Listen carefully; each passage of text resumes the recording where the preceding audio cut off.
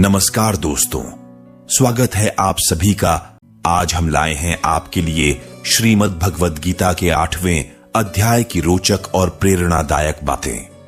गीता का 8वां अध्याय अक्षर ब्रह्म योग हमें ब्रह्म, आध्यात्म और कर्म के गहरे अर्थ समझाता है।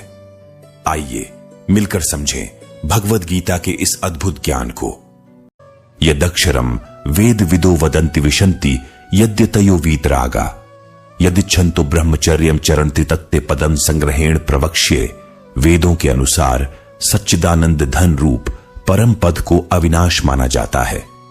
कृष्ण अब उस अवस्था के बारे में बताएंगे जिसमें आसक्ति रहित और निरंतर प्रयास करने वाले सन्यासी महात्मा पहुंचते हैं। वे उस परम पद की व्याख्या करेंगे जिसे प्राप्त करने के लिए ब्रह्मचर्य का पालन किया जाता है।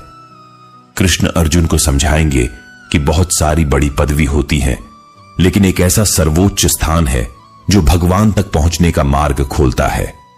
कृष्ण अब उसी सर्वोच्च स्थिति के बारे में जानकारी देंगे।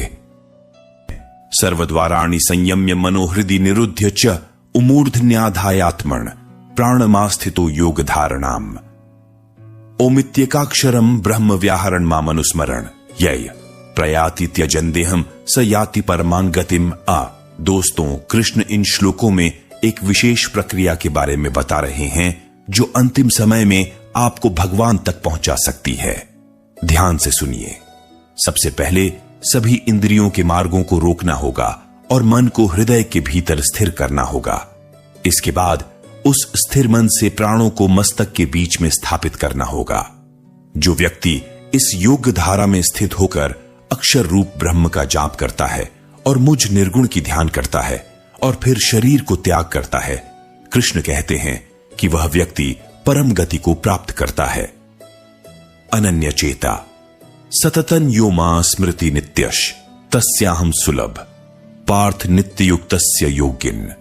प्रेमी प्रेमिका को अक्सर कहते हैं, तुम्हारे सिवा मेरे दिल में कोई और नहीं है। कृष्ण भी कुछ ऐसा ही करने को कह रहे हैं, लेकिन फर्क यह है कि प्रेम कृष्ण से ही होना चाहिए। सुनिए कृष्ण अर्जुन से क्या कहते हैं।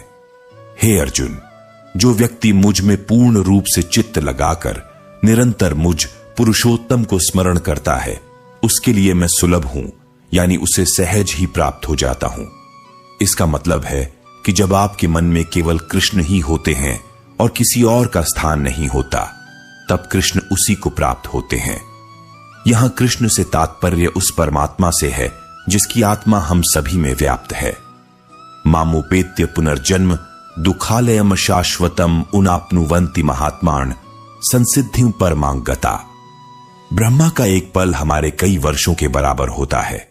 इसीलिए हमारे जन्म और इस जीवन को क्षण भंगुर और दुखों का घर कहा जाता है। लेकिन जो लोग कृष्ण का स्मरण करते हैं, निष्काम भाव से कर्म करते हैं और अपने कर्तव्यों को निभाते हैं, उन्हें ही परम सिद्धि प्राप्त होती है।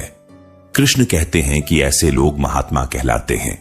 ये महात्मा कृष्ण को प्राप्त करके दुखों के घर और क्षणभंगुर पुनर्जन्म से मुक्त हो जाते हैं।